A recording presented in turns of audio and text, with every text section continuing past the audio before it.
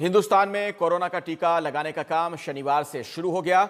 लोगों को लग रहा है कि कोरोना से जल्दी मुक्ति अब मिल जाएगी, लेकिन सभी जरूरतमंदों को टीका लगने में साल भी लग सकता है। ऐसे में कुछ अर्थशास्त्रियों का कहना है कि भारत सरकार को टीकाकरण का काम बहुत तेजी से निपटाना चाहिए। टीकों की मांग और सप्लाई को सीधे सीधे बाजार में चीजों की मांग और सप्लाई के साथ जोड़ा जा रहा है। आखिर ऐसा क्यों?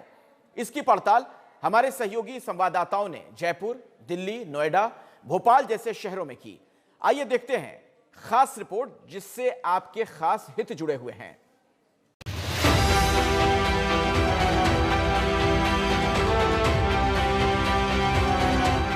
पहले चरण में डॉक्टर्स, नर्स, पैरामेडिकल स्टाफ को कोरोना का टीका लगाने का काम शुरू हो गया है, जिनकी संख्या 1 करोड़ बताई जाती है।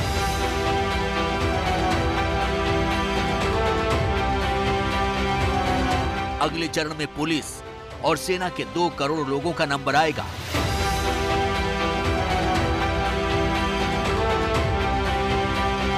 तीसरे चरण में 50 साल से ऊपर के 27 करोड़ नागरिकों को टीका लगाया जाएगा। जाहिर है कि इस पूरी प्रक्रिया में बहुत समय लगने वाला है और आईसीयू में अर्थव्यवस्था के पास इतना समय नहीं है। लिहाजा प्रमुख अर्थशास्त्री और नीति आयोग के उपाध्यक्ष रह चुके डॉक्टर अरविंद पनगड़िया ने एक सुझाव दिया है। डॉक्टर पनगड़िया का कहना है कि कोरोना का टीका दरअसल देश की आर्थिक सेहत का टीका है, इसलिए भारत सरकार को खर्चे की कतई परवाह नहीं करनी चाहिए। ये टीका जितने कम समय में, जितनी तेजी से, जितने ज्यादा लोगों को लगेगा, उतनी तेजी से, उतने कम समय में अर्थव्यवस्था पटरी पर आएगी। एक पत्रिका में छपे अपने लेख में वो कहते हैं कि सरकार को टीके की डिलीवरी में ज्यादा आक्रामक रवैया अपनाना चाहिए। अर्थव्यवस्था की बहाली में देरी के चलते हर हफ्ते हम अरबों डॉलर गंवा रहे हैं। ऐसे में टीके में 8 से 10 अरब डॉलर का अतिरिक्त निवेश तेज बहाली से जल्द वसूल हो जाएगा। आमतौर पर अर्थशास्त्री इस बात से सहमत हैं। वैक्सीनेशन जितना जल्दी होगा इकोनॉमी को उतना फायदा होगा। उसके अलावा मैं पूरी रिस्पॉन्सिबिलिटी के साथ कहना चाहता हूं, वैक्सीनेशन हर आदमी तक पहुंचाने के लिए अगर देश का ज्यादा खर्चा भी होता है तो उससे कहीं ज्यादा रिटर्न्स हमें इकोनॉमी की ग्रोथ से आ जाएंगी। कोरोना काल की सबसे बड़ी मार एमएसएमई सेक्टर पर पड़ी थी। एमएसएमई यानी माइक्रो, स्मॉल और मीडियम एंटरप्राइजेस, सूक्ष्म, लघु और मझोले उद्योग। ये सेक्टर करीब 12 करोड़ लोगों को नौकरी देता है। जीडीपी में इसका योगदान 30% के आसपास है और देश जितना निर्यात करता है उसका 45% सिर्फ इसी सेक्टर के माध्यम से होता है। जयपुर में हमने बात की ऐसे ही उद्योगपति अशोक धूत से, जो जयपुर चैंबर ऑफ कॉमर्स के अध्यक्ष भी हैं। कोरोना काल में उनका धंधा बिल्कुल ठप हो गया था। अभी भी 50% की रिकवरी हो सकी है। उनका कहना है कि कोरोना काल में एमएसएमई सेक्टर ने फ्रंटलाइनरों की तरह काम किया था और उन जैसों को टीका अपने स्तर पर मंगवाने का अधिकार मिलना चाहिए। इंडस्ट्री स्मूथली चलेगी, व्यापार स्मूथली चलेगा तो फाइनेंस स्थिति सुधरेगी देश की। जब फाइनेंस की स्थिति सुधरेगी तो ऑटोमेटिकली हर चीज़ नॉर्मलाइज हो जाएगी। अभी फाइनेंस की स्थिति खराब होने से सब चीज़ डिस्टर्ब है। इसलिए मेरा ये कहना है कि वैक्सीन जल्दी से जल्दी सबको लगना चाहिए। धूत के यहाँ काम करने वाले कर्मचारी भी टीका आने से उत्साहित हैं और मानते हैं कि टीका लगने से ज्यादा सुरक्षित माहौल में काम कर पाएंगे तो काम की क्षमता भी बढ़ेगी।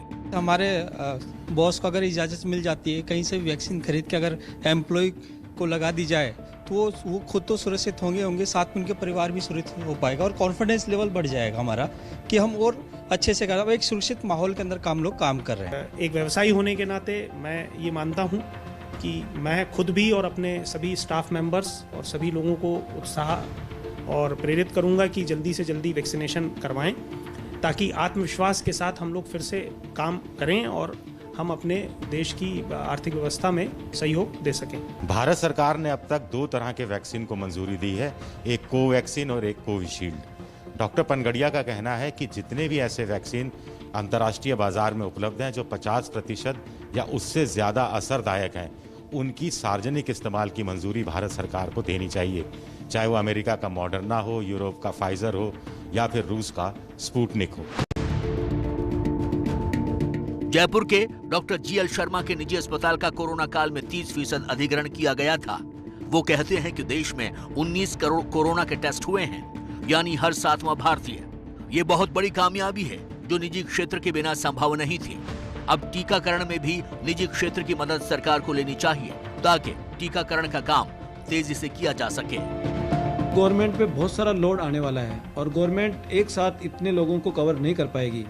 गवर्नमेंट में लिमिटेड रिसोर्सेज होते हैं, तो आपको प्राइवेट में हिस्सेदारी देनी चाहिए। इसका स्वागत मैं करता हूं और मैं अनुरोध करता हूं कि जिस हिसाब से आपने 30% प्राइवेट हॉस्पिटल्स के बेड अधिग्रहित किए थे, उसी हिसाब से आप अगर कोई भी पेशेंट प्राइवेट में जाके आपका वैक्सीनेशन कराना चाहता है तो उसको आपको अनुमति देनी चाहिए और इसमें आप प्राइवेट हॉस्पिटल चिन्हित करनी चाहिए कि भाई ये प्राइवेट हॉस्पिटल आपके इसमें वैक्सीनेशन में काम कर सकते हैं। कोरोना की मार होटल इंडस्ट्री पर भी पड़ी है।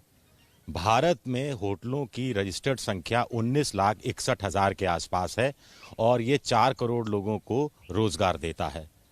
होटल उद्योग के लोगों का कहना है कि अगर कोरोना का टीका लगाने के काम में तेजी आती है तो इससे टूरिस्ट बेफिक्र होकर बाहर निकलेगा और इससे होटल उद्योग की सेहत भी सुधरेगी और सरकार का राजस्व भी बढ़ेगा। जयपुर में एक हेरिटेज होटल नारायण निवास के मालिक पृथ्वी सिंह का कहना है कि अगर होटल स्टाफ को जल्दी टीका लगता है तो सैलानी बेफिक्र होकर घूमने निकलेंगे। इसके लिए वो अपनी जेब से पैसा लगाने को तैयार हैं, जिससे होटल स्टाफ को टीका लगवा सकें। सीधा सा गणित है, ज्यादा लोग आएंगे तो होटलों की कमाई बढ़ेगी, इससे सरकार को जीएसटी भी मिलेगा और चौतरफा रोजगार बढ़ेगा। मैं अफोर्ड कर सकता हूँ मेरे 100-150 एम्प्लॉइज के लिए टीका कहीं से भी मंगवाने में, देश से विदेश से, तो मुझे छूट होनी चाहिए और उससे लोगों में कॉन्फिडेंस बढ़ेगा मेरे यहाँ होटल में आने के ठहरने के लिए। अगर हमारी इकोनॉमी बढ़ेगी तो टैक्सेशन हम ज़्यादा देंगे, टैक्सेशन ज़्यादा देंगे तो स्टेट को, गवर्नमेंट्स को भी फायदा होगा। इसी तरह भारत में करीब 70 लाख रजिस्टर्ड रेस्टोरेंट हैं जो संगठित क्षेत्र के तहत आते हैं और असंगठित क्षेत्र की बात करें तो इनकी संख्या 2 करोड़ 30 लाख के आसपास है। 75 लाख लोगों को सीधे तौर पर रोजगार मिला हुआ है और 75 लाख लोगों को ही परोक्ष रूप से रोजगार मिला हुआ है। टूरिज्म और रेस्टोरेंट उद्योग का तो चोली दामन का साथ है।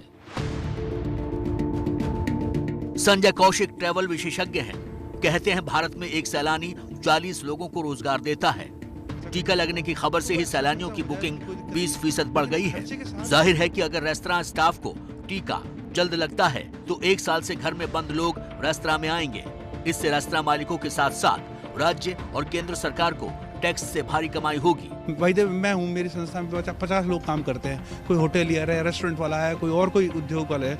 वो लोग अगर उसको खरीद के और टीके लगा के जल्दी से जल्दी लोगों में टीकाकरण हो जाए तो मुझे लगता है कि एक तो सरकार का जो आर्थिक बोझ है, जो मुफ्त में कराती है, उसका बोझ से कम हो सकता है, नंबर 1।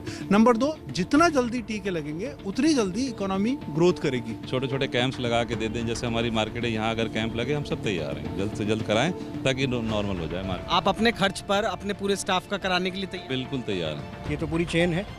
वैक्सीनेशन से एक पॉजिटिव ड्राइव आ रही है लोगों में और जितनी जल्दी लोगों को वैक्सीन मिलेगी उतनी जल्दी, और अगर उसका कुछ पॉजिटिव रिजल्ट्स आते हैं तो लोग घर से बाहर निकलने के लिए थोड़ा सा बेखौफ होकर निकलेंगे भी और खाएंगे भी, तो पूरी ऑल ओवर इकोनॉमी में इससे बेटर होगा।